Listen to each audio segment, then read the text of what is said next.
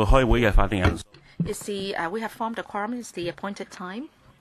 Thank you for attending the PWSC meeting this morning. In the 2016-17 legislative session up to the last meeting, we have approved for 10 projects costing $52.9161 billion. We will continue to scrutinize the 9 outstanding papers not finished in the last meeting of the 31st of May. And these 9 projects involve a total allocation of $29.724.6 billion. If all the projects are approved, then that means that we will have approved a total of 19 projects amounting to $82.647 billion, excluding the allocation of $2.8684 billion for land resumption and computerization projects. The total amount of allocation of works projects is $79.7723 billion. I'd like to remind members, if you have direct and indirect pecuniary interest in the matters to be discussed today, please, in accordance with Rule of Procedure 83A, disclose the nature of that interest before you speak. I would also like members to note ROP 84, which has to do with regulations on voting when a direct pecuniary interest is involved. All right, item 1 is 876CL, Tung Newtown Extension, PWSC 2017-18 3. This paper is recommending the upgrading of part of 786CL to Category A at an estimated cost of $20.568.9 billion.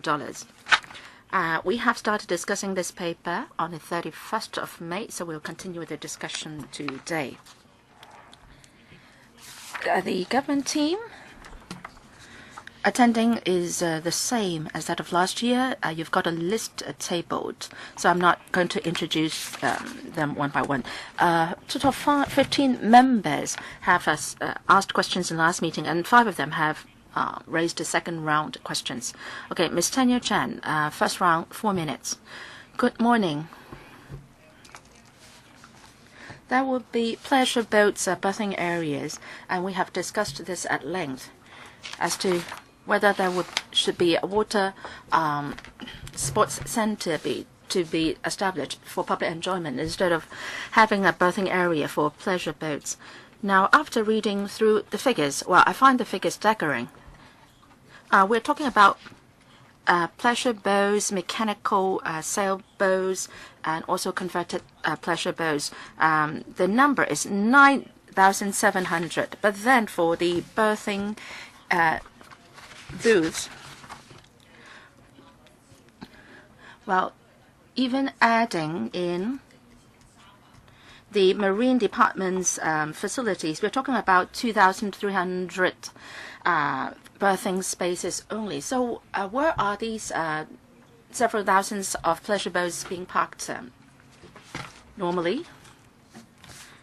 Today, we have provided the number of pleasure boats which is provided by the Marine Department. Under normal weather conditions, pleasure boats can be berthed at restricted zones at appropriate locations there. Now, if there is unstable weather, they can be berthed at the typhoon shelters. These are the figures provided by the Marine Department. These are the stationary berthing areas to be rented to pleasure boats. But when we talk about small-sized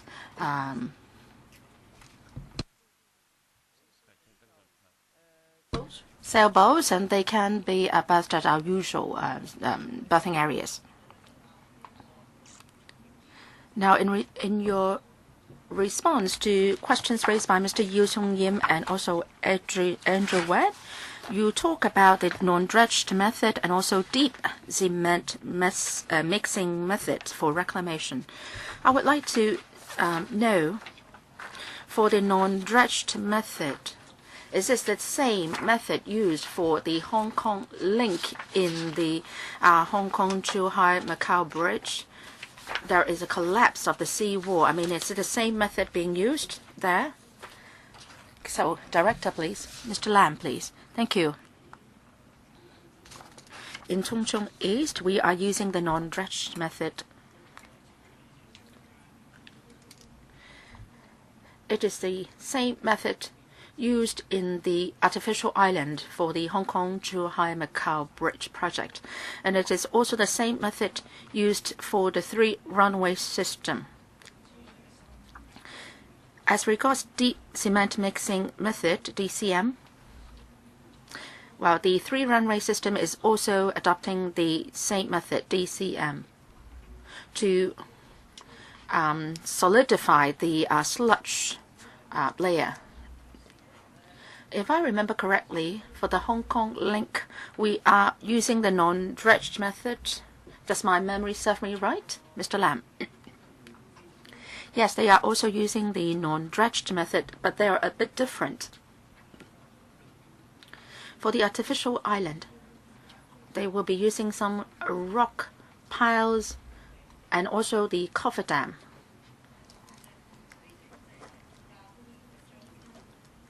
For the Tung East reclamation, you will be using the method used for the artificial island or the Hong Kong link. For the artificial island and the Hong Kong link of the Hong Kong-Zhuhai-Macau Bridge, they are not using the deep cement mixing for consolidating or strengthening the strength of the sludge layer. Mr. Raymond Chan, first round, 4 minutes. Thank you, Chairman. I would like to talk about the aircraft noise. I have raised a similar question at the development panel. The government says that there will not be great impact, but we have to learn a hard lesson from the situation of noise in Ma Wan.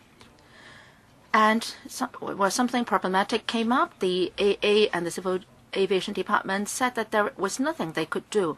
If I trust you, you talk about the NEF 25 in 20th. Well, let me follow the diagram here. That is around a distance of 500 meters. It's just a very short distance. Now, if there is a minor mistake in your calculation, that means the area will be covered. So why does the government want to take the risk and extend the reclamation area to the NEF 25 in 2030? If you can reduce the reclamation size, then you can reduce the risk. In the last legislative session, we said, now if we are worried about the noise nuisance, let's not build residential development there, or we can build a service apartment which with windows closed all the time. I mean, is this something that you are considering, Mr. Chan? Yes. For the Tung Chung East or Tung Chung New Town extension, we want to reclaim areas which will not cause great impact to the environment. We want to meet with the housing needs and residential development needs of Hong Kong. So when we plan for the Tung Chung East reclamation area, we tried our best to use or to maximize the accumulation area under existing technical considerations. Now for NEF 25, after the 3-runway system has been commissioned, the existing airport NEF 25 will be changed because of the air movement, and it will be moved northwards. So there is a buffer area between the NEF 25 contour and our reclamation area, and we think that's appropriate. We want to try to get more land for our reclamation as much as possible. Mr. Chan, I want you to ease my worry, but then you were saying that because of the change in the aircraft movement, you said that the contour line will be moved even northwards. So can you explain more in a written paper later on? How come that because of the change in the air movement, the NEF contour line will be moved northwards? Say for people who would like to buy some residential properties there, then maybe later on they will find that the contour line will be moved southwards instead of northwards. So who is going to compensate them if that's going to happen? We can provide you with some information later. In our EIA report, we set that out clearly. From now to 2025, 2023 and 2030, the NEF contour line will be changed. I mentioned about the air traffic movement changes because at different navigation air flight flights and also different periods, there will be different movements. Or will there be any thing that you can do to minimize the impact? Yes, on the NEF contour line, we are having a close dialogue with the AAHK.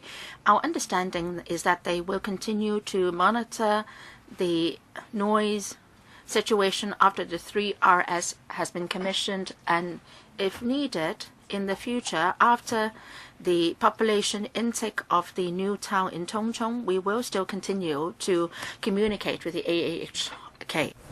Mr. Lang Kwok-hong, now when I look at the area where the yacht will be berthing, I'm pretty angry.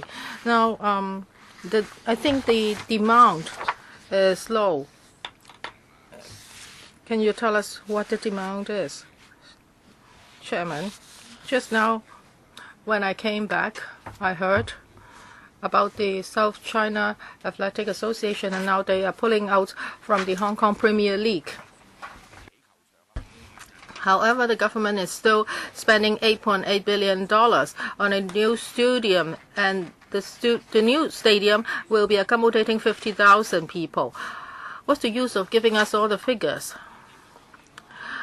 Well, if you want to promote football, you just need $800 million, and now the SCAA just lacks several $million. So where are you from? Now you are giving me figures. You say that there is a high demand. And when we ask you about noise pollution, you say that you will be monitoring it very closely. Well, we are talking about the noise. You cannot imprison the noise. It's not like me. You can always put me behind bars. So it's like where I live. Liching Garden was built with a high cost, but now it's like a barrier. And but it's subject to a lot of noise pollution because of the old airport. I didn't know how you design it. How can you come to ask us for funds like this? So will the rich people driving their yachts to Hong Kong in the future? Because many mainlanders haven't seen the sea. Well, they haven't seen the sea on the mainland, so that's why now they are buying luxury flats in Hong Kong with sea views. Now, when we try to reason with you, it's really a waste of time. We ask you, you give us figures. And how high is the demand? An increase of 3%? So are you telling me that when you build birthing places there, then you will attract yachts? So are you going to build residential estates like those in Saigon, where people can berth their yachts? And here you are going to do the same, building luxury flats. I've seen the model. I have asked you many times this question. Please don't waste Hong Kong people's money. Well, that old gentleman has killed his wife. Mr. Lang Kwok-hong, your time is up. Ms. Lau Siu Lai. Mr. Lang Kwok-hong, is not your speaking time. Please do not shout from your seats. Next, Ms. Lau Siu Lai, 4 minutes.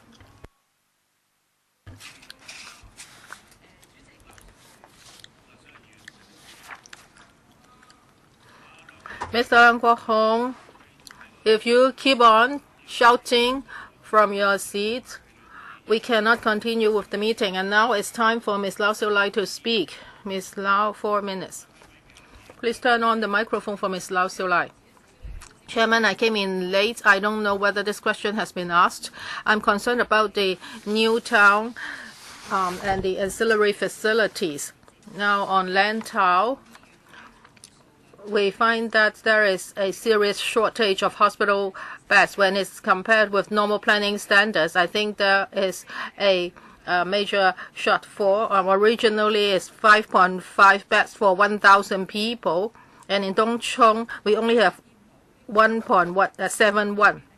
When I look at the OCP, there's no plan for hospitals.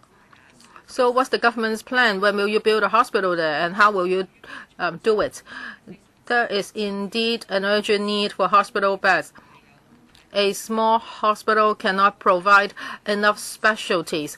So for gynecologists and people have to go to other places for consultation. So would the hospital bed ratio be increased, and where will you build a hospital? What will the scale be like?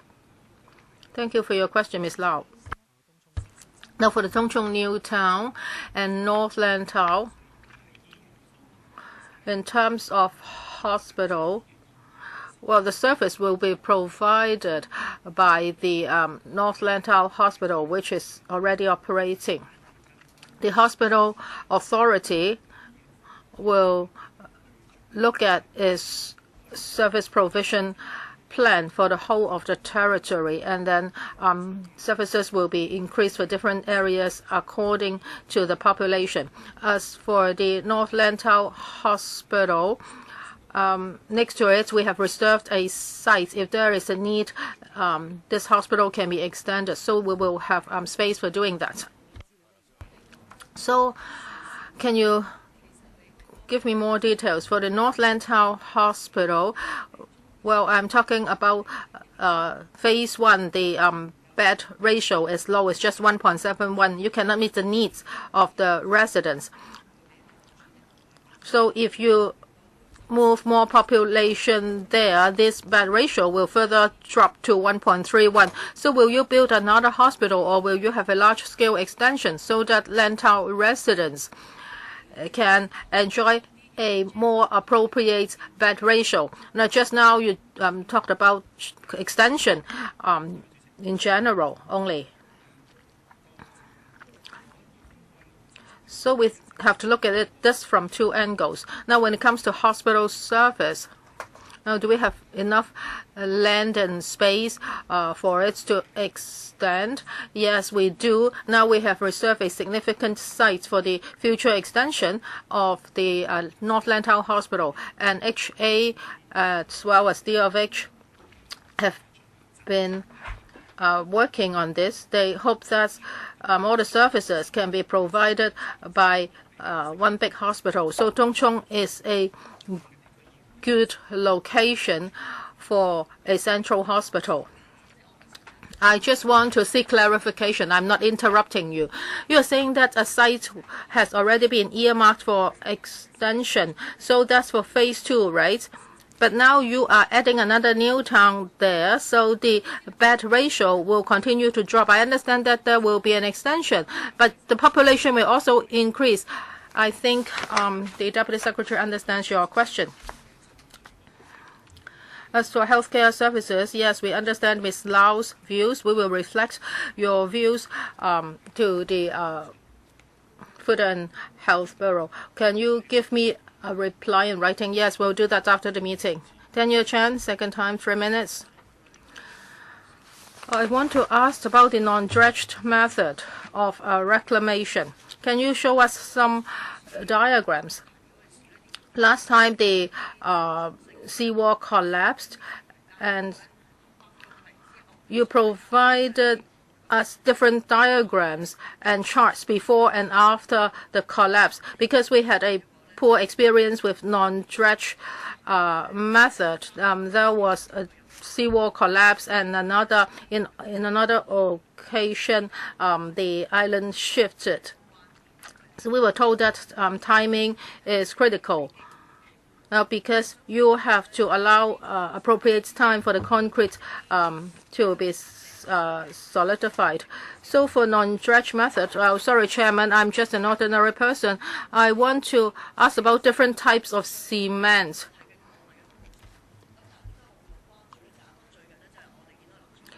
Well, lately we've seen Mr. Lam many times. We've been talking about the cements being changed for the Hong Kong-Zhuhai-Macau Bridge. So why would a laboratory want to do it?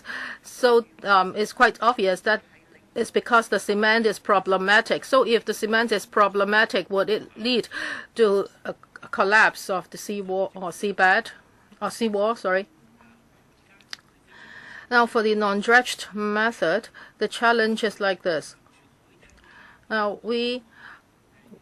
along the seawall on the seabed, if we use dredged method, we have to dredge out the slush, and this is detrimental to the environment, and we have to handle the slush afterwards.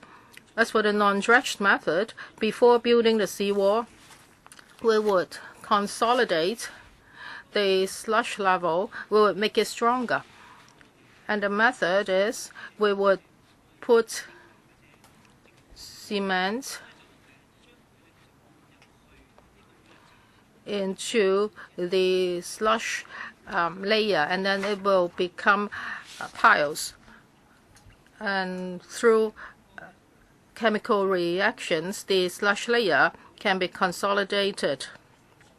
As to how much cement should be used, this is about the design. So after doing the design, we will inject the cement, and after waiting for a period of time, the slush layer will be solidified, and then we will adopt different methods to build a seawall. So you can see in enclosure 2, and we will be using improved seabed by DC. We will be building an improved seabed by DCM. So after consolidating the slush layer, the layer will be strong enough to support the seawall, and there will not be any shifting. So can the reply be provided to us in writing so that it can be clearer? Yes, we will do that. Mr. Yu Chung Yim, Dr. Yu Chung Yim. Well, first of all, I would like to thank you for your written reply concerning the construction cost of the reclamation and how come it's more expensive than the third runway. Now, in terms of design, I think the ratio between the seawall length and the reclamation area is high, so that's why the construction cost is so high. We've seen reports saying that because there are so many construction works, that's why the reclamation cost has gone up. In 2015, we've already seen this report. Now, for the third runway, we're already using the non-dredge method, and for Tung East and for Silho 1, etc. Together, we have 550 hectares. So as the government is doing so many projects, that's why the construction cost has gone up, and now is happening. 2019 will be the peak of construction, and we may have a manpower shortage of 10,000 workers. And during the peak period, there may be other projects, so the construction cost will shoot up even further. So for the seawall length and the reclamation area ratio, can that be reduced so that the construction cost can be lowered to a more reasonable level? Thank you, Chairman. In our paper, we have explained about many factors concerning the construction cost. As for the ratio between the seawall length and the reclamation area, is just one of them. Now for the Tung site, we will have a reclamation area of 130 hectares.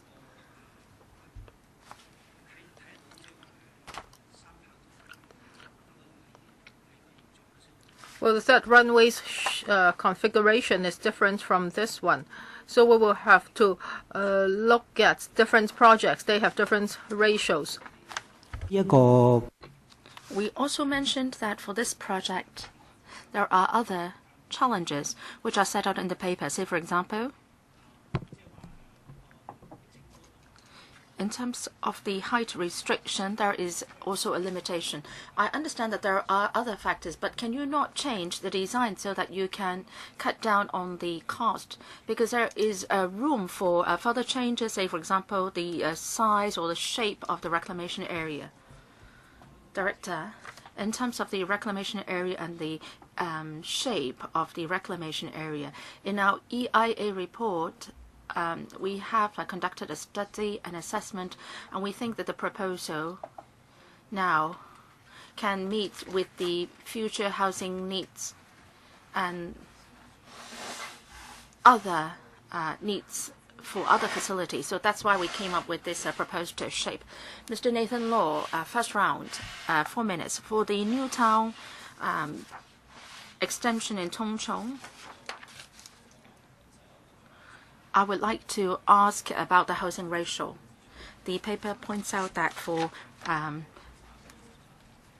public-private housing ratio 63 to 27.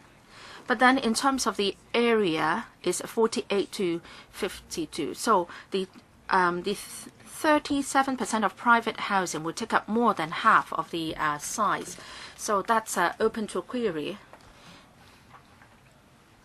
The housing flat ratio is 63 to 27, more public housing. But how come that in terms of the size of the land used, how come that we are seeing this ratio? Can the government officials explain?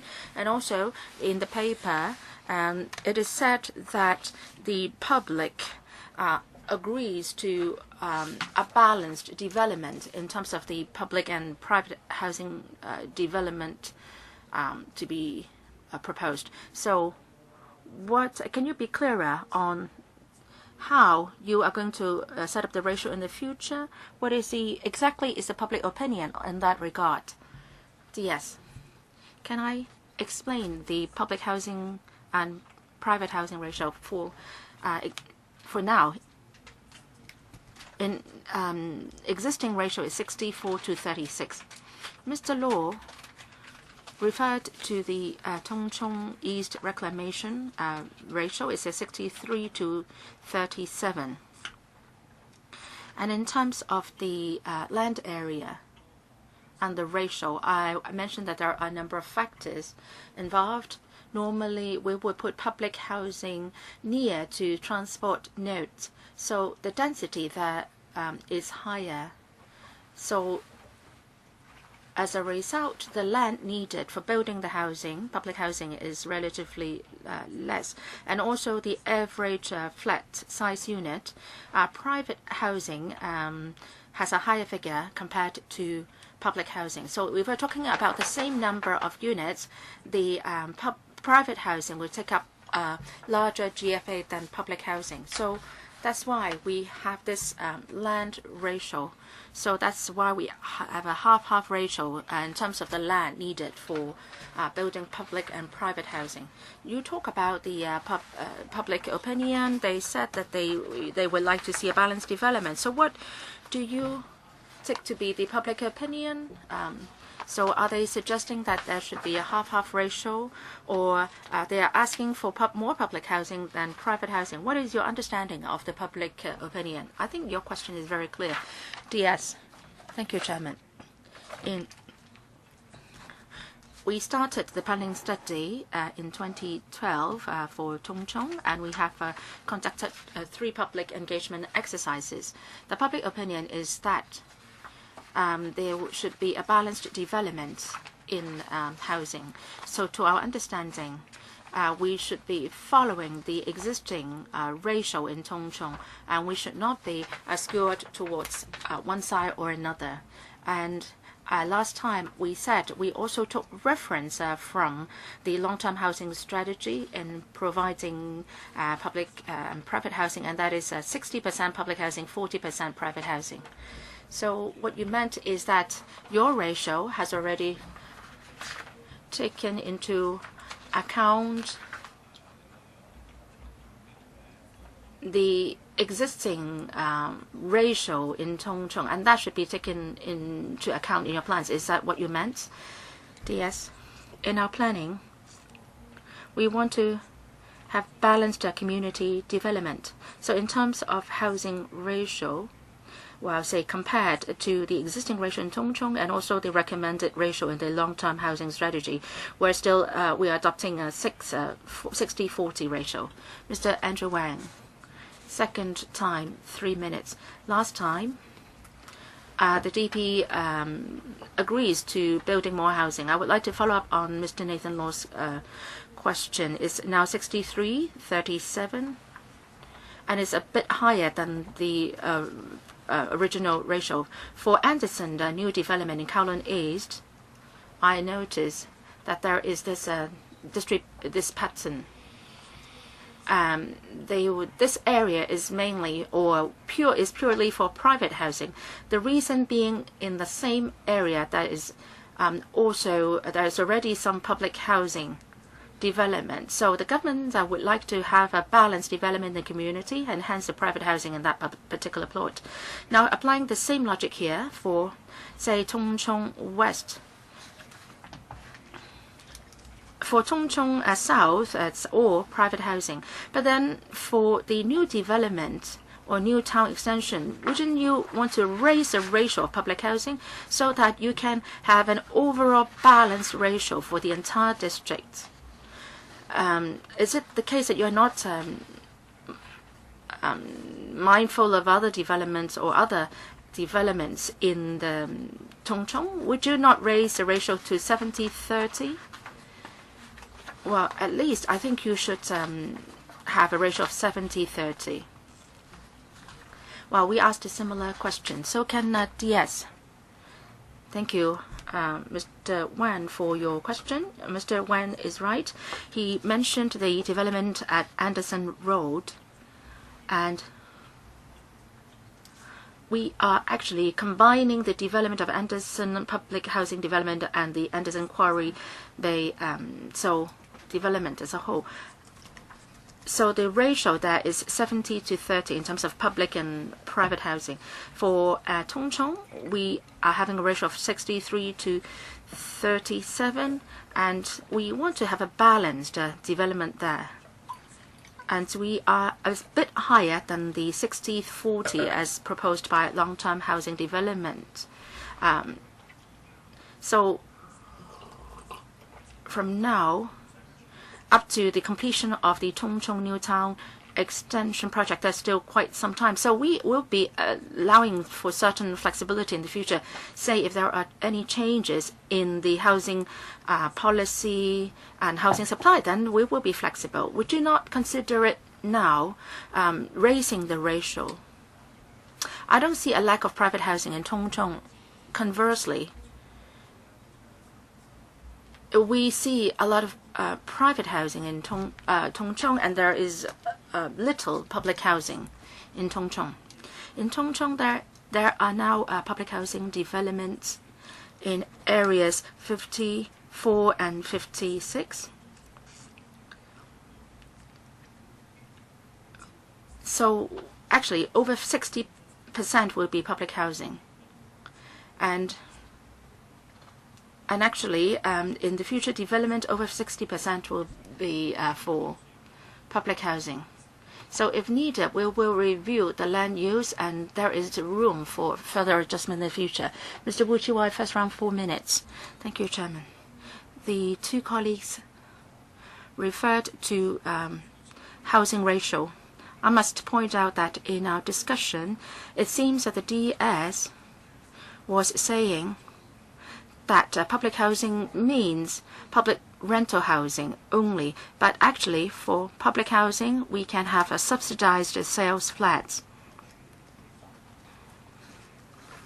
You said that we need a balanced development in the community, and that means that we should have be allowing people from different strata to live in that community. So we have to look at which strata of the society whose housing needs have not been met. Now, if you are from the grassroots, you can apply for a PRH. Of course, there is a long queue and there is a great demand. And for private housing, as far as the supply in the market is concerned, I think the target has been reached according to the long-term housing strategy. You are really lacking the supply of PRH, or a public housing, rather. Now, which stratum of the society needs housing most?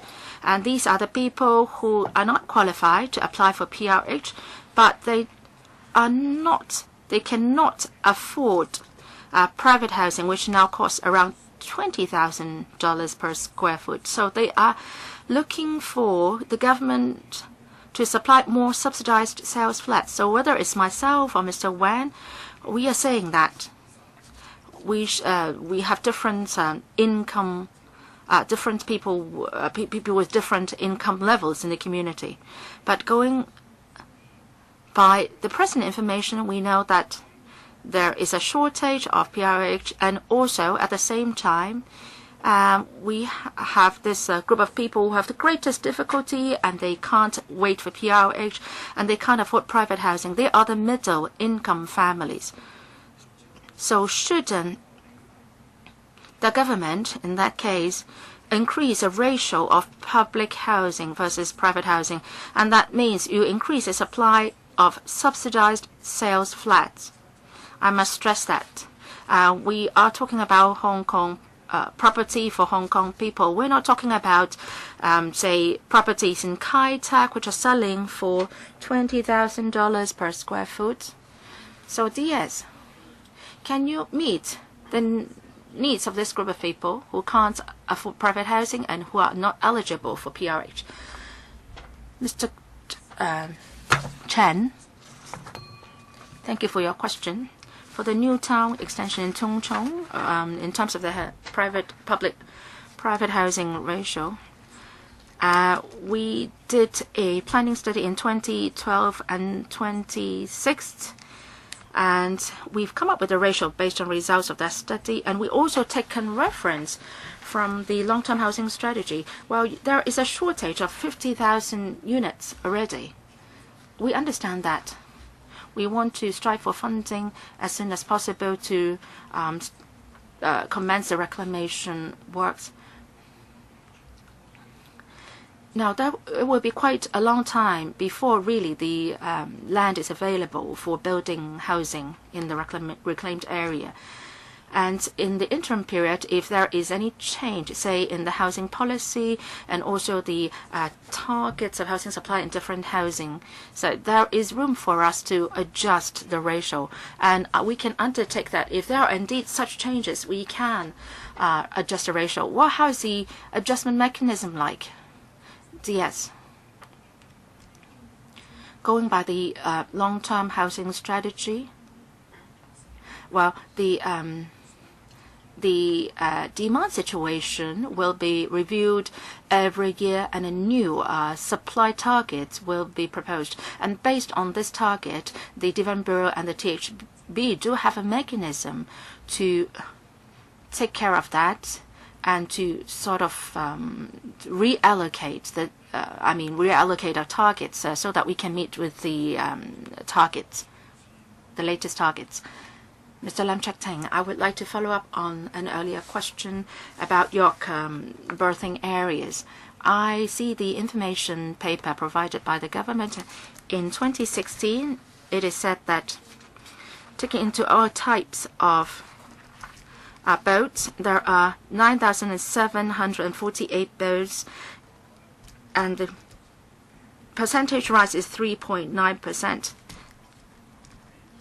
There are 10 locations providing 2,800 berthing area, and there is a waiting list. And on the second page,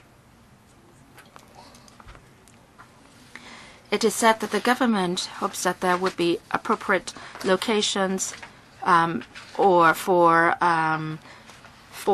local boats to get sheltered in times of typhoon. Now we talk about some 9,000 boats, including yachts and so on. I'm not very familiar with the yacht situation. Normally they will be berthed at sea, but then you are talking about appropriate locations for them to get sheltered in times of typhoons. You talk about some 9,000 boats and you only have 2,000 berthing spaces. Does it mean a shortage of 7,000 berthing spaces? Well, we've provided a supplementary paper in response to members' questions at the last meeting. That is, the member asked about leisure boats in Hong Kong and the number of berthing places available. So this information is provided to us by the Marine Department. Maybe I can explain about it. First, about the number of pleasure boats from 2012 to 16, the increase. Well, Chairman, I'm not talking about this. I'm asking you, you are saying that there are more than 9,000 vessels and during typhoons you need enough berthing places, but now there are only 2,000 places. So is there a shortfall of 7,000 places? Deputy Secretary, several members have asked questions about this today. So when we look at the figure, it seems that the shortfall is quite serious. However, there are different types of vessels and pleasure boats, and there are about 6,000 of them. So even though there is a shortfall right now, so where would these vessels normally berth? And during typhoons, where will they berth? Just now, Ms. Tanya Chen also asked the same question. The answer is we are talking about 2,000 plus berthing places here, and they are for leisure boats. But for all the vessels, we have typhoon shelters, we have private berthing facilities. So there are different ways of providing berthing places for vessels. As for these figures, is to answer members' questions. And there are marina clubs that are providing berthing places for these pleasure boats. So this is the figure about that. DS, you have given us figures. Yes, we can take reference from them, but this cannot answer the question that I asked last time. You say that some are already berthing their boats in typhoon shelter. So there are places in typhoon shelter. And you are saying pleasure boats do not have enough berthing places and there is a waiting list.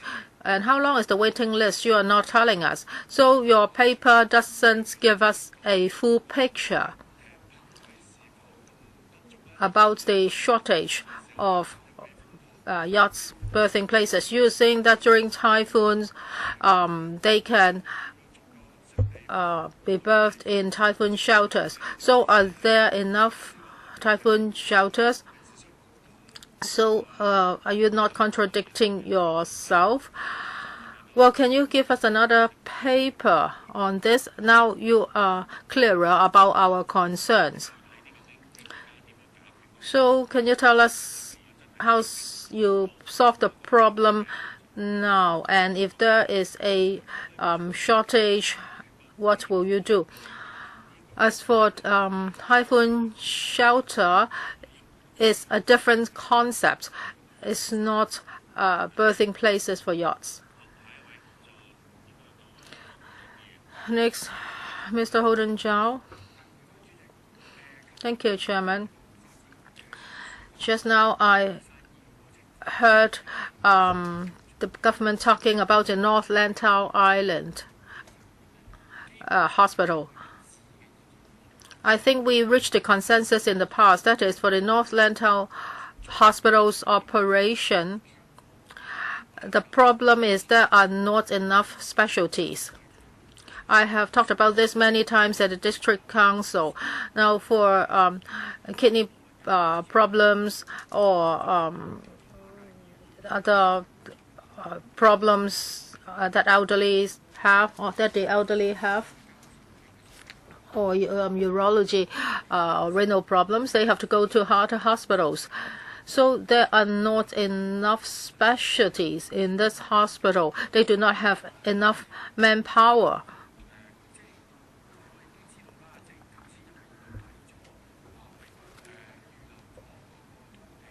You are saying that the site has been reserved for the future extension of the North Lantau Hospital.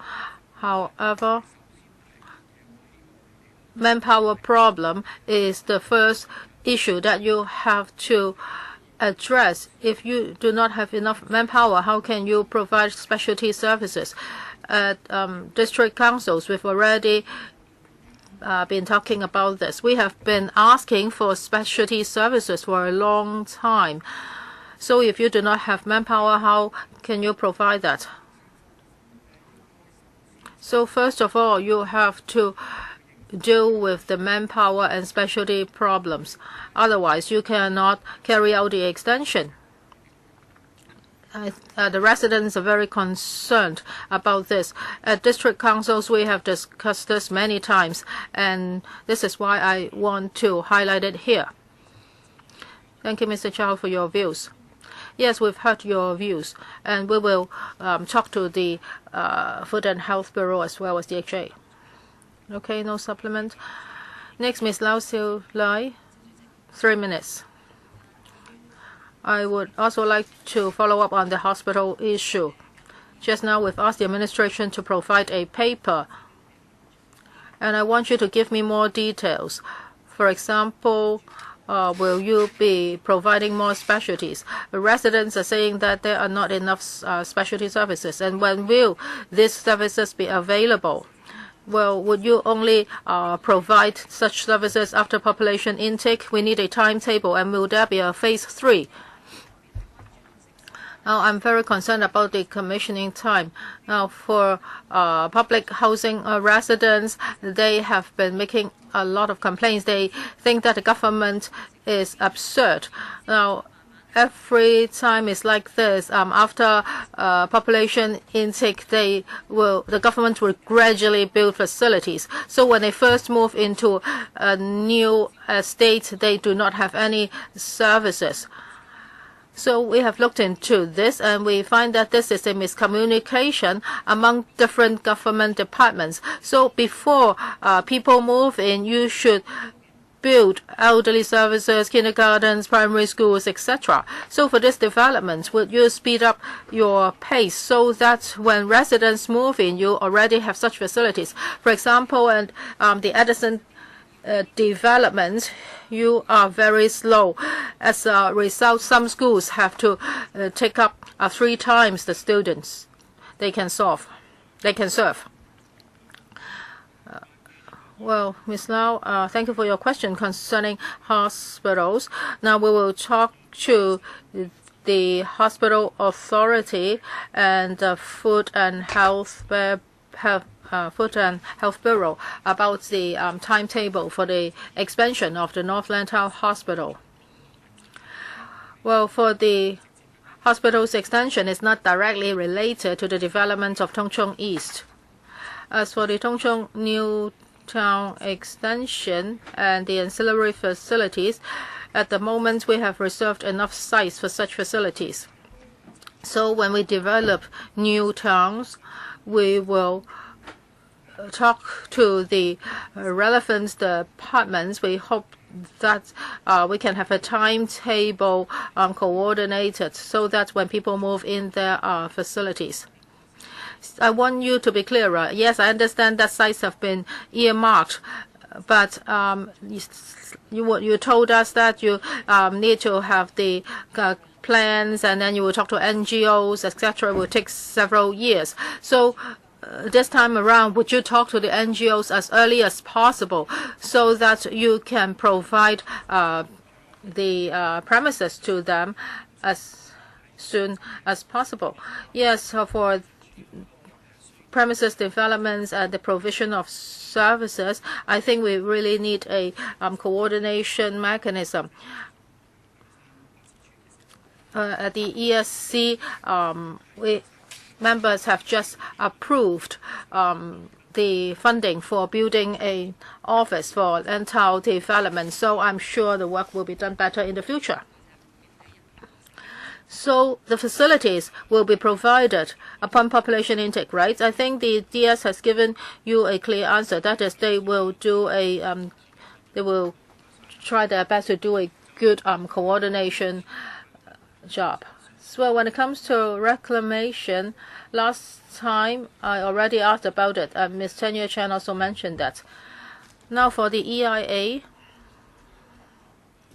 you say that for this area there are not many Chinese white dolphins. Well, there are a few dolphins, so it doesn't mean that there is no dolphin at all. So when you do the reclamation, you would adopt mitigation measures so as not to affect the dolphins. And one important measure is the frequency of vessels passing by.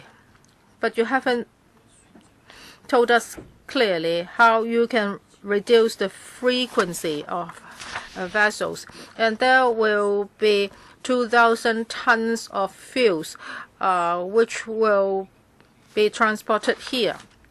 So would you be regulating the vessels? What time can these vessels go into this area and how often can they go in? Well, these measures will have a direct impact on the project. How about other vessels? Mr. Lam Chak Ting has asked about pleasure boats,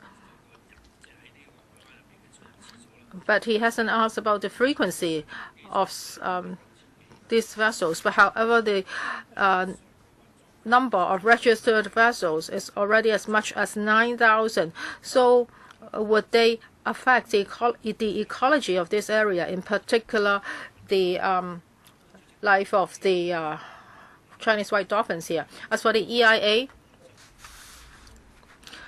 we have looked at the impact on Chinese white dolphins in the vicinity. We have set out requirements under the EIA. Ask my colleague to tell you more.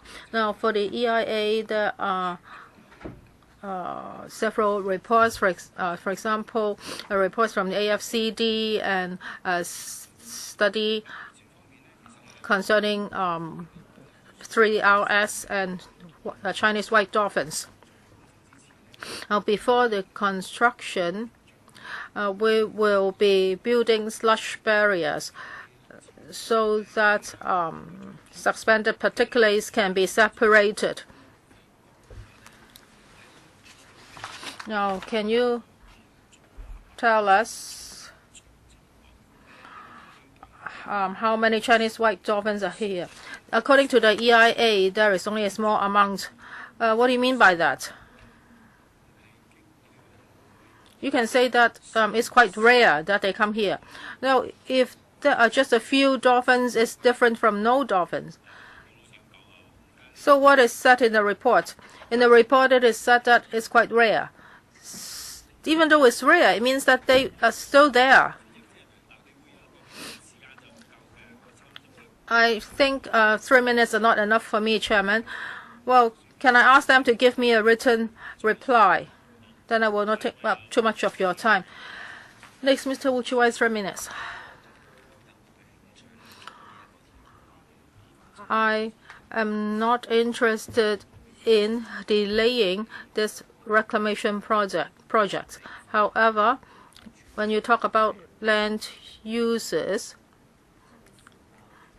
and when it comes to the provision of affordable living, I don't think the government has given me an a satisfactory answer. Now, there are still many people on the waiting list for public housing, and the line is getting longer and longer.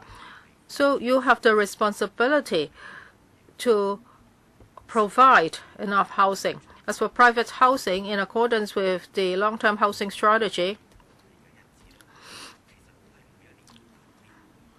every year we see that the targets are met. However, if you look at the property price now, is so high that there are so many people that cannot be appropriately housed. So that's why there are a lot of grievances in society. Yes, in terms of providing affordable housing, would you set up clear targets or indicators or come up with certain guidelines so that whenever the Development Bureau has to deal with land users, then it can do something for these people, provide affordable housing. So it should not be the case that you're just building a lot more private housing and you really are not providing affordable housing to the people in need. So would you set up these indicators? So as part of your housing strategy in providing different types of housing, so directly, to put it in a more direct way, would you build more HOS? You mentioned that in relation to the reclamation projects, you said that there may be adjustment in the housing ratio following, say, changes in the housing policies. Can you be more specific today? Yeah, let me supplement a piece of information first. We understand the members concerned on the public housing and HOS housing in TC and TE. Normally, the housing authority will set the ratio in the later stage. But from our understanding with the HA, we know that the ratio of PLH to HOS is 70 to 30. So for the 25,000 units, 70% will be PLH and 30% is HOS. We understand Mr. Wu's concern. It is about whether our housing supply target can meet with people's needs. We will relate your view to the HA. Now, for us, on our part, what we want to do is to increase land supply and housing supply as soon as possible. No matter what the supply target and the housing policy is going to be like in the future and whether there is a need to provide alternative types of housing, we would have the land needed to do that. Now, we understand that the ratio. The 52 to 48 ratio has been set right, but you don't have a mechanism to change it. While Mr. Gordon Chan said that this is nothing set in stone, and the will can be adjusted in accordance, say, with future changes in the housing policies. So, the DS, can you reiterate your stance? Thank you, Chairman. Yes, that's I can confirm that. In terms of our land use planning, we will have our flexibility. So if there is any change in the housing policy, then that has to be dealt with, say, in the relevant platform. But then if there is any change in the policy and the supply target for the Tung New Town Extension project, because the project takes a long time, so there is room for us to make the adjustment in the ratio. Dr. Kwakaki, I hope that what the DS said is true. Please put it on record. So please make the land available for Hong Kong people. people have to wait for 4.7 years before they get a PRH flat. And for private housing, it is not affordable by most people in Hong Kong. So the entire reclamation project should be used for only one purpose, one new concept. So you said 63%. Well, that's all for PRH, I would suggest. And for the other 37%, then it should be used for HOS. Then that can help people who are now waiting for PRH or HOS flat. There is no need also to provide more commercial land. After this meeting, please try to increase the number of housing units instead of providing more commercial land. Now, going by on the pleasure boats, some people of mine work in the pleasure boat trade, and they said the buyers mainly in recent years are from the mainland because they get a huge tax concession. Now, for the Hong Kong, Zhuhai, Macau Bridge, it will take people from the mainland to Hong Kong, and then they can buy pleasure boats here. Now, for the North Lantau Hospital, don't try to deceive Hong Kong people. There are now 40 acute beds, 40 convalescent beds. There aren't enough specialty beds. The majority of patients will be transferred to PMH, and the government has decided not to increase community facilities, but at the same time asking for money to do reclamation. That's not acceptable. So can you make an undertaking to do more in that regard? For the TCNTE, for the public-private housing ratio, I've explained this many times. We are going by the planning standards and also the target set out in the long-term housing strategy. We will have a public-private housing ratio of 63 to 37 that will meet Hong Kong people's needs. And as I mentioned, in terms of public housing, 70% will be the PRH and 30% HOS. For commercial floor area, the commercial floor area will create jobs for local people and also Hong Kong people at large. As I explained last time, the locations of these commercial spaces are near the railway and also the North Lantau highway. And in terms of the locations, they are not suitable for residential development. So that these commercial spaces can also serve as a barrier. So Dr. Kwok's question is whether we can turn these commercial land uses into residential development uses. I don't think it's feasible. Now, with regard to the hospital issue, then we will relate your view to the FHB and the HA. We will provide supplementary information too. For Caribbean coast is right next to the highway. Well, don't mislead the public. Even for spaces next to the highway, that can still be used for residential development. Mr. Leung Kwok Hong, second time, 3 minutes. Well, the residential developments on top of MTR stations are very costly. Well, don't treat us as if we are idiots. Well, you are allowing the MTRC to provide these costly residential flats. Now, we ask you to build more community facilities. You said no.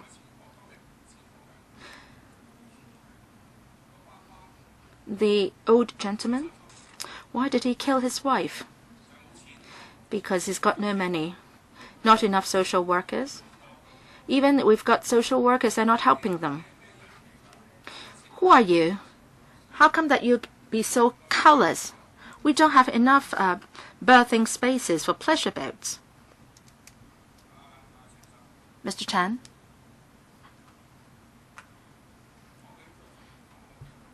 Now, on the issue of housing, you said that we have to do it because we want to have balanced development. You did a study for 4 years. Well, look at the rise in the property prices this year. You don't have to ask me. Talk to the junior civil servants. You don't have to talk to us. Well, let's go to a restaurant opposite to your office, or go to the restaurant downstairs. they can't buy properties. No matter how many private housing units you build, people can't buy a flat. So what are you talking about? It has nothing to do with you, I know, but I think you are very competent and you should rise some ranks higher. Well, you seem to be convinced yourself by what you said yourself. I don't know what your question is. Next one. Talk to the civil servants. Talk to those who work in the restaurant. Mr. Stephen Ho, first round, 4 minutes. Mr. Lam Kwok Hong, it's not your speaking time. Please don't shout at your seat. Oh, Chairman, that doesn't work. Mr. Long, if you don't follow the rules, I'm afraid I have to ask you to leave. Next one, Mr. Stephen Ho, first round, 4 minutes. Thank you, Chairman. For a period, or we have met with the government several times. We want to talk about the impact on the fisheries industries by the reclamation project. And we've criticized the government for the government departments minding their own business, and there is no overall planning for the reclamation projects, and they're not mindful about the impact on the fisheries industry. We talk about the birthing number of birthing spaces and also the space of typhoon shelters. These are inadequate, and the Hailing typhoon shelter may even be closed down in the future. So we are seeing a shortage of birthing spaces in typhoon shelters, and there is no concrete solution. And for the Tung New Town extension, there is a particular area reserved for pleasure boats. But what about the fishing vessels and the support facilities for them?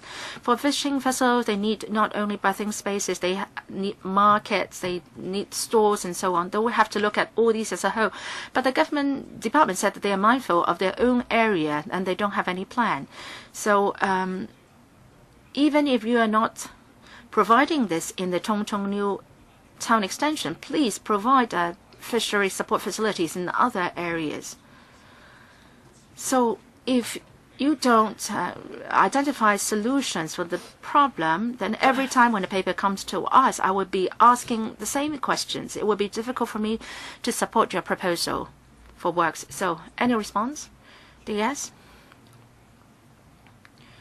On the berthing spaces for typhoon shelters in Hong Kong as a whole, we understand that the Marine Department regularly assesses the needs for berthing spaces in typhoon shelters to ensure that there is enough space for local vessels when typhoons hit Hong Kong, and if appropriate, they would also consult the trade. So the berthing spaces will be dealt with by the Marine Department. When it comes to the development of fisheries industry, the FHB and the AFCD will handle that.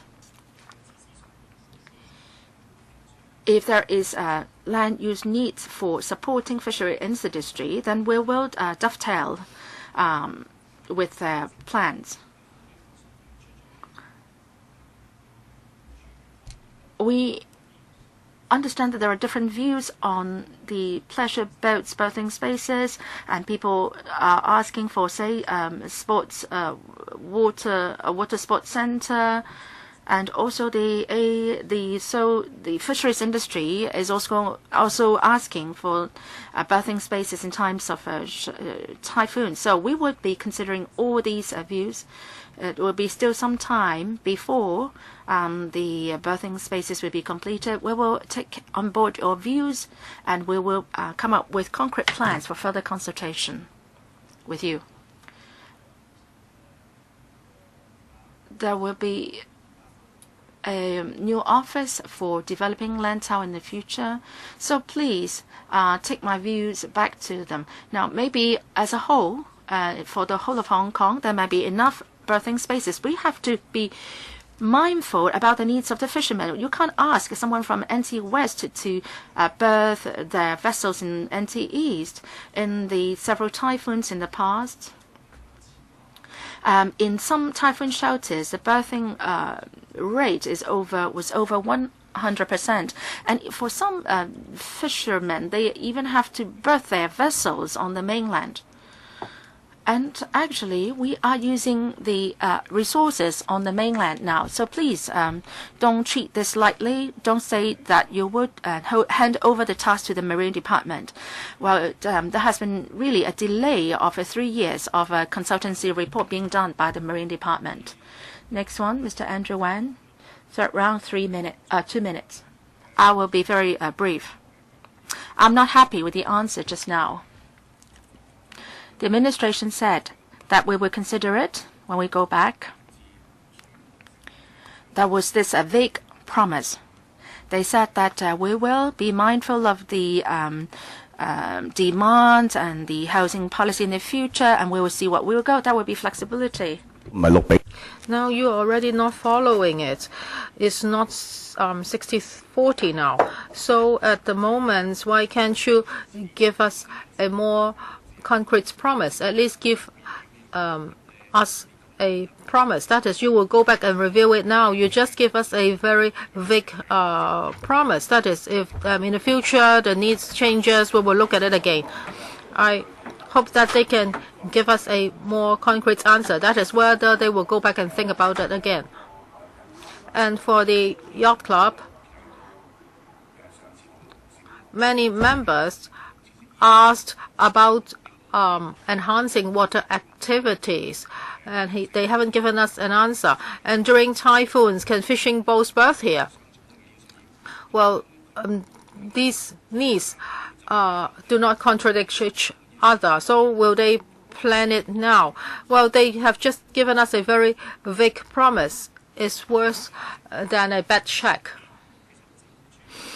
Thank you for your question, Mr. Wan. Now, for different types of housing, we have to go back to the LTHS. Now you're talking about planning. So now it's 63-37. How come it's not 60-40? Well, please do not interrupt. He's still giving you his answer. Now, with regard to Tung East development, we would have to look at the location of each site and what housing would be suitable to be built. And on the whole, we have to follow the LTHS. And now the ratio is 63-37. We have taken the 60-40 ratio under LTHS as a reference. So we have to go back to the original point. Now, if in the future the LTHS is revised, including the supply targets, then in terms of land users planning, we'll look at it again. As for the yacht club, well, now it's still a long time before the yacht club will be built. Now we understand that there are different views in the community. We will look at such views. And later on, when we come to the actual development planning, we will put together more specific plans.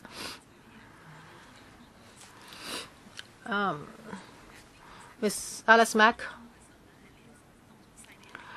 Well, I remember initially you wanted to do reclamation in Tung West, but later the government accepted our views, and now now reclamation will only be done in Tung East. Well, there are requests from the community. That is, they hope that our water activity center be built here. For example, dragon boats and other types of water activities. Would it be possible to provide facilities here? I understand that yachts have needs too. And this is also a job opportunity for sailors. But the Marine Department just said that there are not berthing places, so now they have to build more. But it hasn't mentioned anything about the training of people.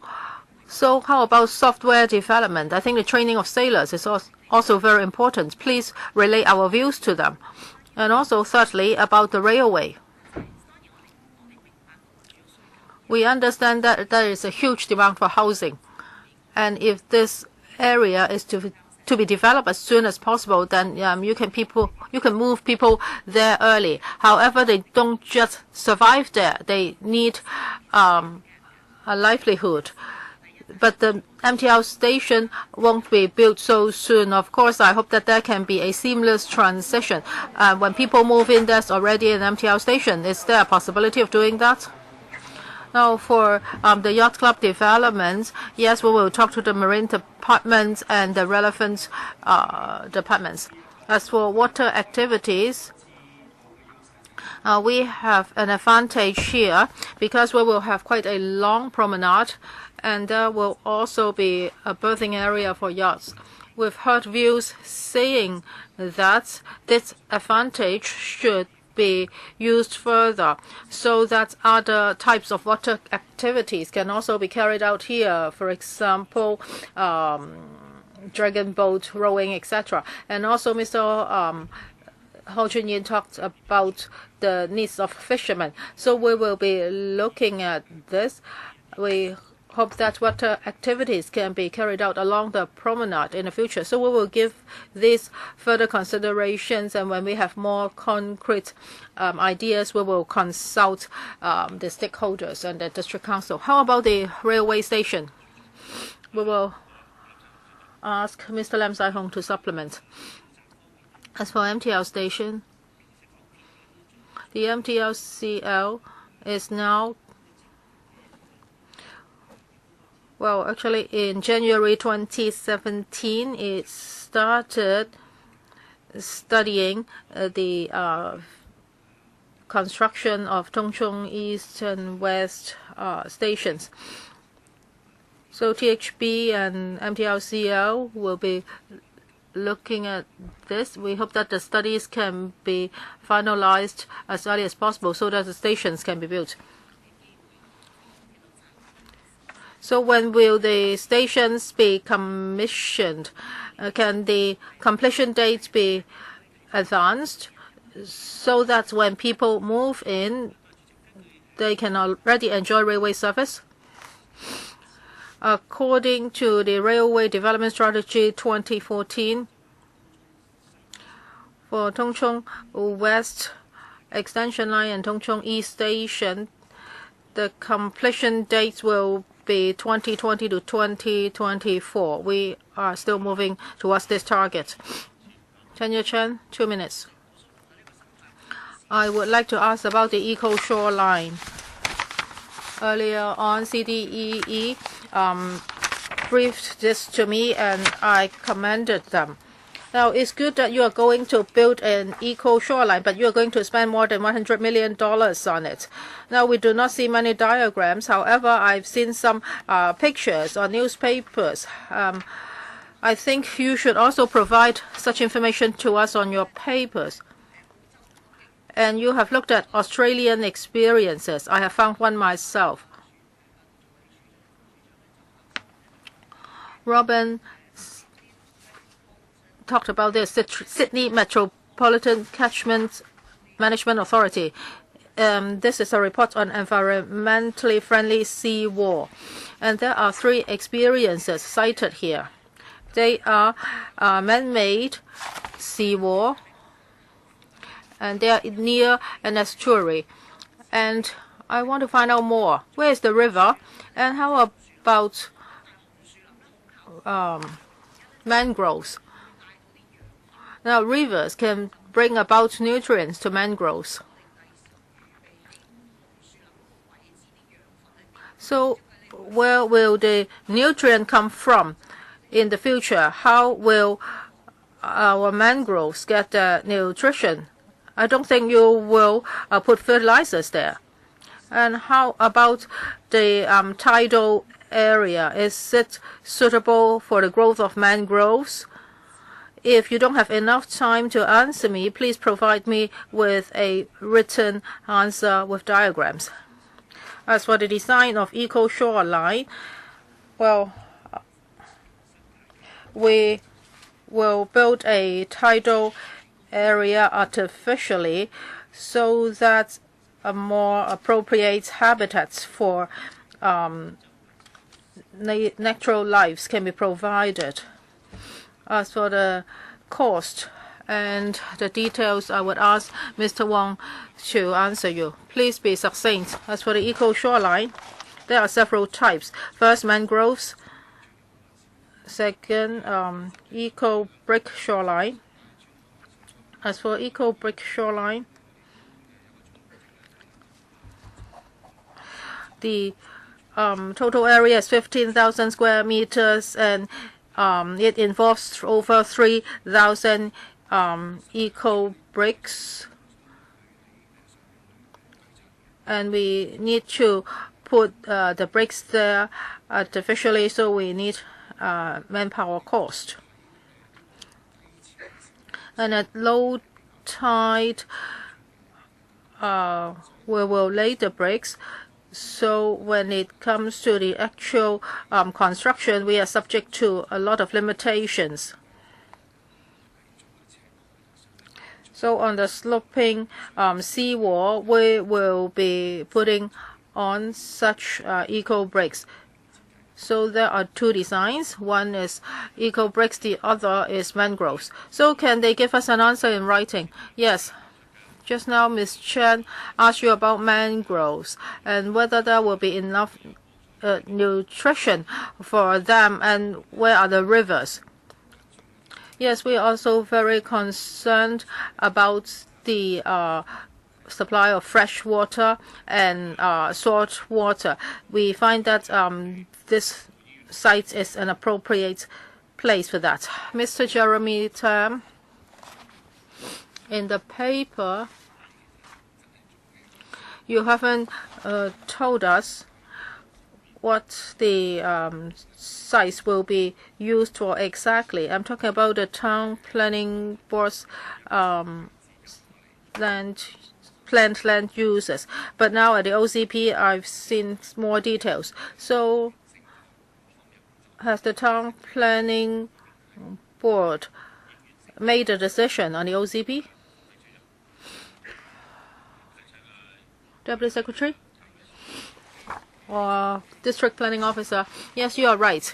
Now for the relevant OCP, it's been gazetted and there was a public consultation, and the OCP has now already been approved by the Executive Council. Now we've been talking about the yacht club, etc. So now it's zoned OU. So no matter what we say now, if the OCP is to be revised, then you have to go through the whole town planning procedure again. So how sincere is the government in changing the land use? Because now you have to rezone it before it can be turned into a public water activities center. Now you come here for our views. And if the government has to change the land use here, that is, it's no longer to be used as a yacht club, then you have to go through the town planning procedures again. Is that right? Now for the OZP and the land uses there, yes, on the OZP is clearly stated as to which sites will be used for what, now including this yacht club.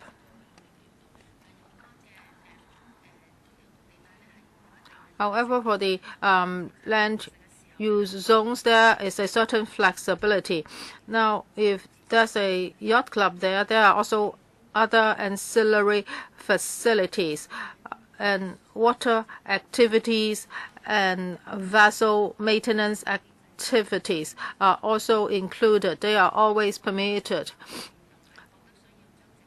But if there is a major change, that is, if the yacht club will no longer be built there, then the present OCP still allows for certain flexibility so that certain changes can be made.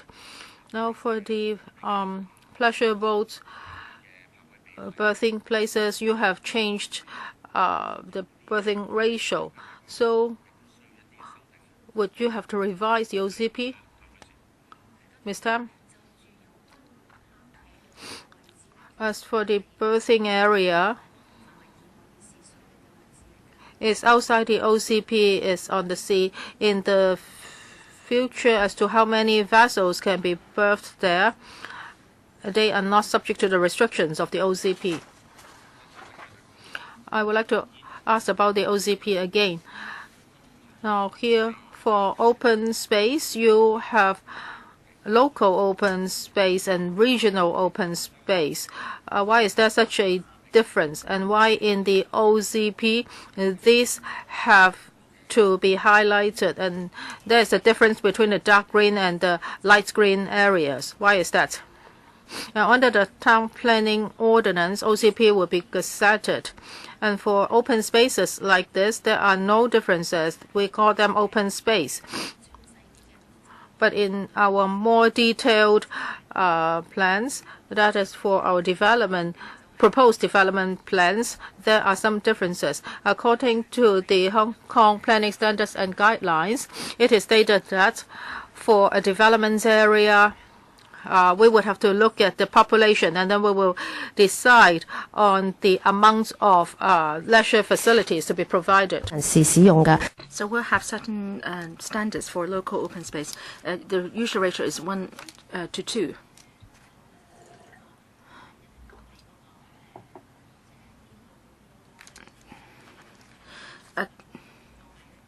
There will be a DO and LO. So these are the different open spaces related to the development of the areas. Ms. Alice Mack, people may have the misunderstanding. Because Tung is near the airport, or people will can commute to work in airport easily, and there are all sorts of jobs available. That's not the case, because the people may not fit with the job types in the airport, and actually it's inconvenient to commute to work from Tung to airport, because people have to get up say at 4 a.m. to 5 a.m. to take the first departure of the train to the airport. The DS said that the public residential development will be near the public transport facilities. What are the facilities that can help Tung residents in commuting to work? And will the facilities or the services serve areas other than the airport? We need a connection between the east and west. And to the east, we see some commercial facilities planned. What are the number of jobs planned? How many? What is the percentage of Tung residents who can actually work in the area? Thank you, DS. Can I first defer to the director to talk about transport facilities, Mr. Lam? Thank you. We know that you are very concerned about the transport links between Tung and the airport. Within the CEDD, in the study on artificial island, that aspect is also being studied, and that is how to enhance linkage between Tung artificial island and airport. And the AA has also studied into whether the surplus capacity of the airport express line to provide shuttle train service to link up Tung East and the airport. Our study is ongoing on that. And also in Tung East, we have 3 PTIs, public transport interchanges, and Tung West 2 PTIs. So when the sustainable land-out office is set up in the future, we will also be studying the transport linkages as a top priority. Ms. Tam, in the TCNTE, the commercial land will be able to provide 40,000 jobs. Together with the 3RS system, there will be a total of 160,000 jobs, with 120,000 being that provided for the 3RS, and for the new population of 140,000 in Tung, going by past projections. around 49% will be the working population. And after the new town extension is completed, then there will be a working population of 72,000 people. So the jobs provided in Tung and also the 3RS will be adequate to meet the needs of the population there. Mr. Junior, so I basically support this reclamation project. It will create land for us to resolve our housing problem. I'd like to ask the administration. There will be a population intake of 140,000 in the future, and we are moving outwards the shoreline, which is nearer to the airport. Originally, we meant to build an airport which should be far away from the population, but now we are moving the population near the airport. How are we going to deal with the noise nuisance for Mile 1 residents? They are full of grievances because the traffic movements have created nuisance for them. Now we are moving this 140,000 people nearer to the airport who will be subject to noise nuisance from aircrafts. What are the mitigation measures proposed, or will you leave it to some time in the future to consider that? You are not the first one, Mr. Ho, to ask that question. They've answered this question many times already. So can I defer to Mr. Lam, the director, to take that? In our planning for the Tung East reclamation, we have considered the noise issue. When the 3RS is commissioned in 2023, the NEF 25 will move northwards. For the Tung East location here, it will not be covered under the NEF 25. And there is also an EIA which has been approved. Any follow-up, Mr. Ho? No? Next one. Mr. Roy Kwong. Second round, 3 minutes. Chairman. Hong Kong-Zhuhai-Macau Bridge is a problem. There was a collapse of the seawall. In the last meeting, we asked this, how are you going to monitor the reclamation project this time? You said that you're confident, but can that ease public worries? No. So number one, administration, can you tell us how you can monitor properly the reclamation project so that you can reinstill confidence in the public? Because we talk about the sea sand, and there is a sort of a shortage of sea sand and so on. So how much sea sand would you be using? And also in the process, how can you ensure or guarantee the quality of the sea sand, and there will not be falsified reports and so on? And also for the Brothers Marine Park, that will be built because of the impact of the Hong Kong-Zhuhai Bridge on the Chinese white dolphins. But the number of these dolphins has been declining all the time. So for the reclamation project this time, what measures do you have to ensure that there will not be any impact on the Chinese white dolphins? You can't consult the CWD, but according to some newspaper reports, the number has dropped drastically. So how will the reclamation project impact on them? And also, again, also on the yacht club, I query that because that has to do with private recreational leases. You are still charging them a nominal rate, allowing them to berth their pleasure boats there, paying very little. So can you reconsider the reclamation area there, because it's just a distance of 400 meters from the artificial island which has drifted. So will the shortened distance be too short? These are contentious issues. While some of your questions have already been asked by others. Director, member concerned about the monitoring of the works in a construction stage. Well, we attach importance to quality control, and it we attach importance to impact on the nearby areas.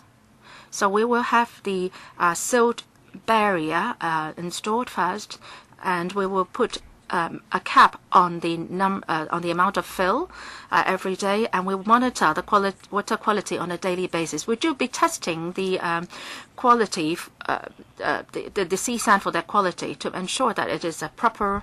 Yes, we will pay attention to that. Now, Chinese white dolphins. We have several measures. Before the silt screens are installed, we will build in a 250 meters dolphin restricted area where we'll make sure that there is no dolphins around before we build in the silt screen. We would also avoid certain types of piling methods, and we will also put in some noise barriers. We will try to cut down on the navigation traffic. In terms of navigation speed within the Brothers Island area, the restrictions is 8 knots or 8 nautical miles. We will have resident site staff who will be monitoring the works all the time. One brief response here. On the pleasure boat berthing spaces, we said that we would incorporate your views. We see whether we can build in water activity centers, spaces for sailboats and dragon boats, and so on. And for the location for the berthing spaces of pleasure boats, it's part of the promenade garden and promenade. So even without the berthing space, we still have to provide the promenade and the promenade park for public enjoyment. Mr. Nathan Lord, second round, 3 minutes. There are two directions we have to explore further. First, we have to reduce the reclamation size. It's really too vast. We mentioned a lot about our worries about conservation and works, and we also have to increase the land size used for building public housing. For the TCNTE project, there is a lot of commercial space to be provided. There will be over 800,000 square meters of commercial space for office and other commercial facilities. Actually, we have some plans. They say the topside development of the artificial island and also the North Lantau Commercial District, which are already providing a lot of commercial spaces. And also apart from that, in Kowloon East and also other parts of Hong Kong, we are providing more and more commercial land. For this 800,000 square feet of commercial space, can the number be reduced so that more space is used for building public housing? Do you have any figures to justify your proposal for so much commercial land on this reclaimed land in Tung? Thank you, Mr. Law, for your question on the area of reclamation. As we explained before, we want to, through reclamation, provide as much land as possible to satisfy various needs in the society, say for housing and for economic development. For the 130 hectares of land in Tung Chung East, the planned population is around 120,000. So we talk about 95,000 people for per square kilometers here. So it's quite a high density already. So if we are going to downsize or scale back the reclamation, it will inevitably affect the scale of the development, and we have to cut down on the number of housing units as well as the population as well. So also for commercial land, let me explain. Commercial land and residential land, housing land can coexist. We are using locations now which are not suitable for residential development. Say, for example, the near the areas near the railway and also the North Lantau highway, where the environment is not that good. We are using that kind of land for commercial space because it is not suitable for residential development.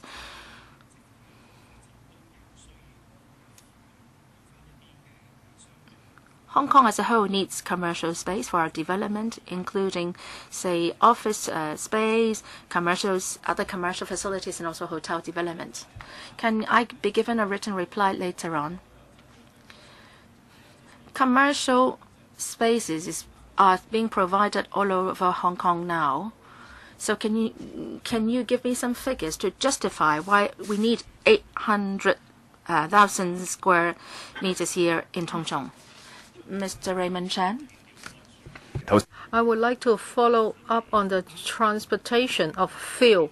Now, according to the EIA report, it is said that to minimize the impact on marine life, it is suggested that better methods of transportation be provided. For example, bigger barges should be used, or land transportation should be used, or the recycling of C&D materials. Now, in the EIA report, it is said that 將來嘅建築者咧，真係。仲有就係 the future constructor will have the responsibility to arrange and apply land transportation for transporting the filling materials for the project. 咁我睇到28段咧就話會有。Now, under paragraph 28, it is said that 23 million tons of filling materials will be used for this project. So how much of them will be transported on land? Now, for the Tung Chung East reclamation, we rely mainly on marine transportation. A small part of them will be transported on land. In the EIA report, we suggest that bigger vessels be used for transportation. Now, because there are navigation routes in the surrounding areas, and there is also the Brothers Marine Park. So if our vessels can be bigger, then the times on number of transportation trips would be reduced. And each day, there can only be a maximum of 56 trips. And now we estimate that even during the peak, we only have 32 trips a day. We are already asking the contractor to do this. And if there is room for reducing the number of trips, we hope that the contractor will do that. So for land transportation is only one of the ways. And if in their proposal they can reduce the number of marine trips, they can already meet your requirement, right? Yes, you are right. So we have to weigh the situations. Now, if the number of marine trips can be reduced, of course, we would accept that. As for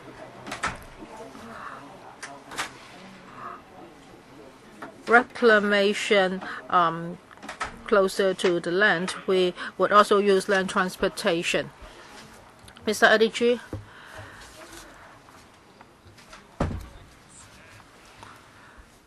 I hope members would understand this.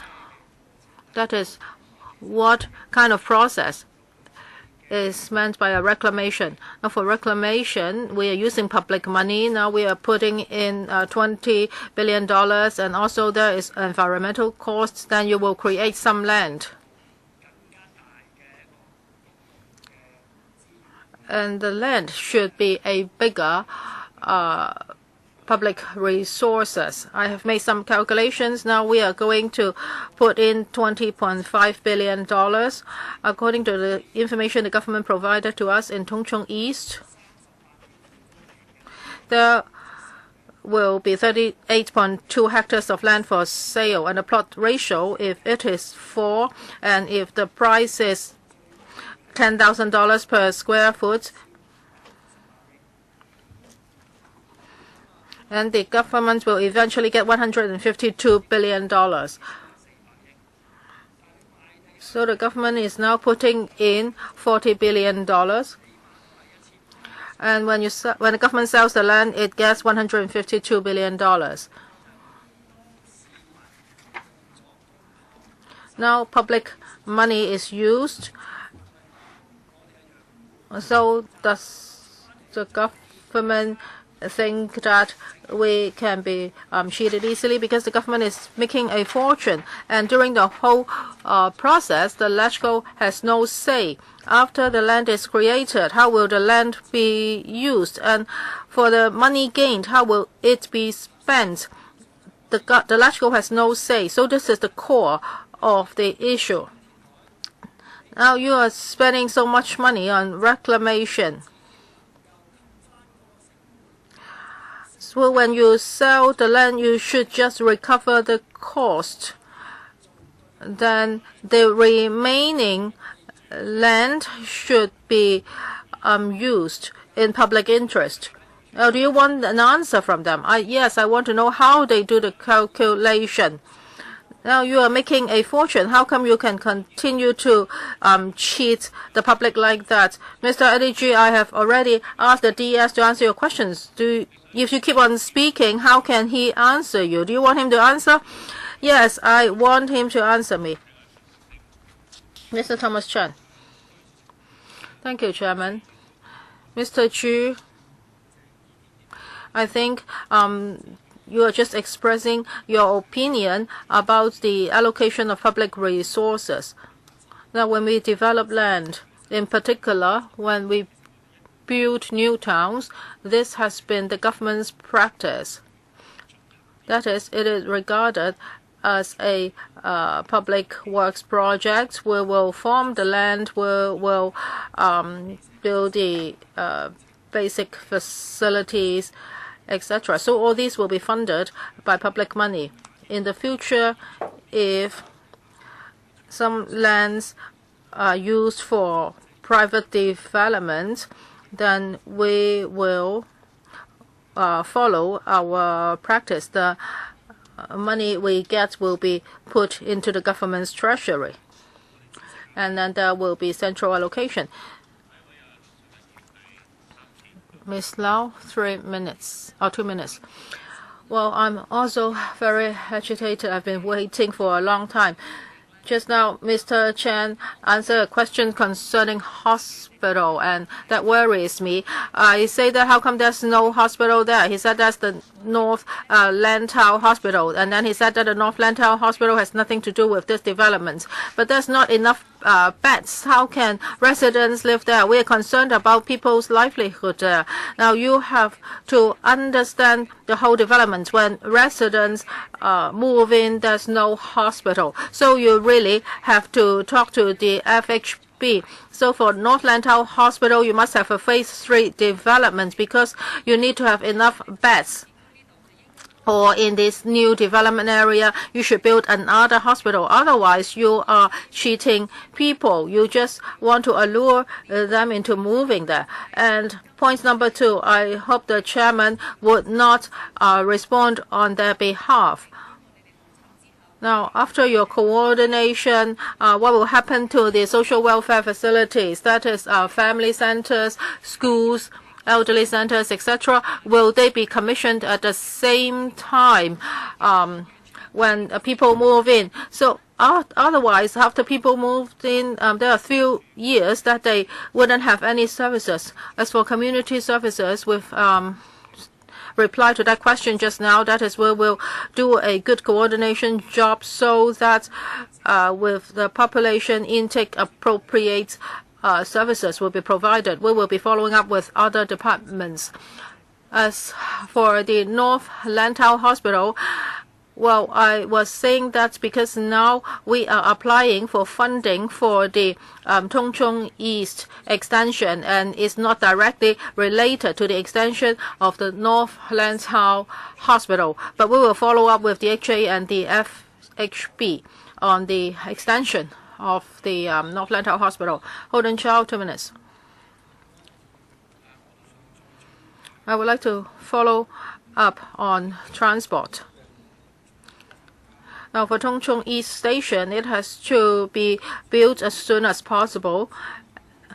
And for the present Tung Chung residents,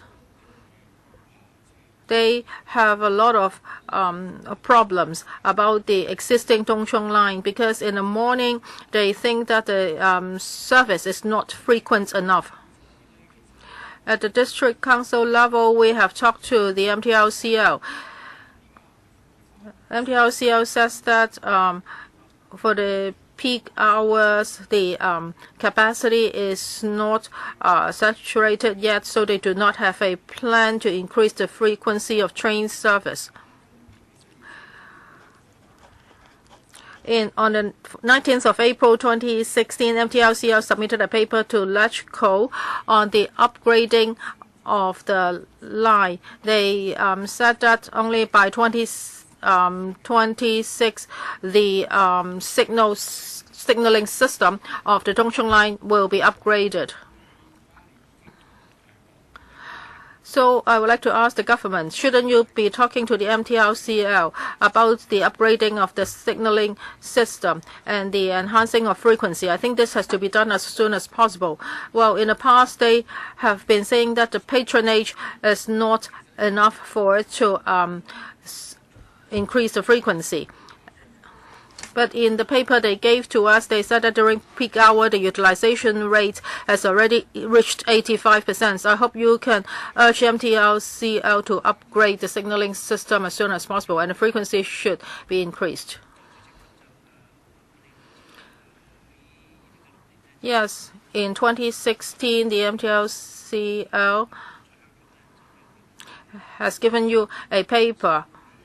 For the Tung Chung line, it can be divided into two parts. One is the Lantau section, which is up to Qingyi, and then from Qingyi to the urban area, this section is busier. And during morning peak hour, the patronage is, the utilization rate is about 85%.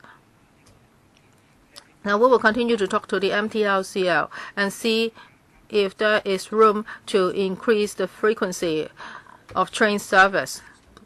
Now, after the establishment of the Sustainable Lantau Office, we will follow up on this more actively.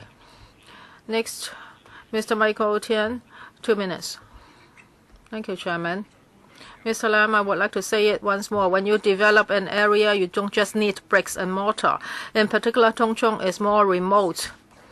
In 2023, they will have a population of 200,000. Just now, the Development Bureau has launched a Sustainable Lantau Development blueprint, and by 2030, Tung Chung will have a population of 700,000.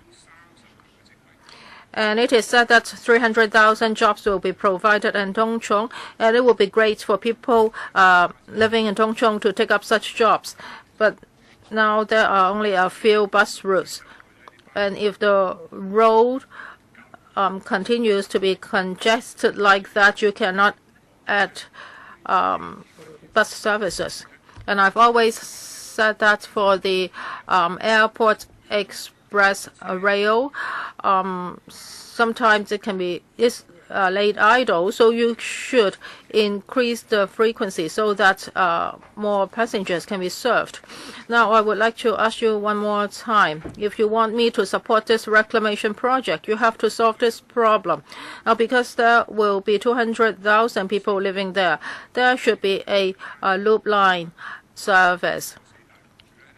And this service should be linked to the 4 big employers.